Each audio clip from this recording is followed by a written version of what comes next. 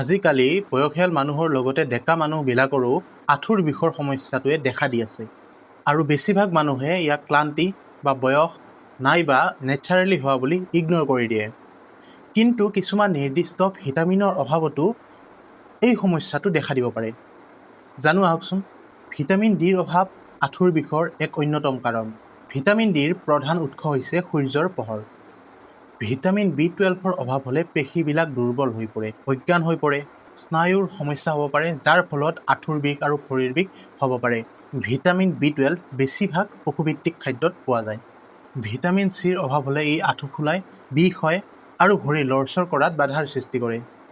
ইয়াৰ উৎসসমূহ হ'ল আমলখি, নেমু, কমলা, সেউজীয়া শাক-পাচলি ইত্যাদি। ভিটামিন কেৰ অভাৱে হাড়বিলাকক ফপলা আৰু দুৰ্বল কৰি পেলায়। ইয়াৰ অন্যতম উৎসবিলাক হৈছে পালেং শাক, মেথি, ব্ৰকলি, বন্ধাকবি ইত্যাদি। আশা কৰোঁ ভিডিঅ'টি ভাল লাগিল। প্ৰিয়জনলৈ শ্বেয়াৰ এটা কৰি দিব। ধন্যবাদ।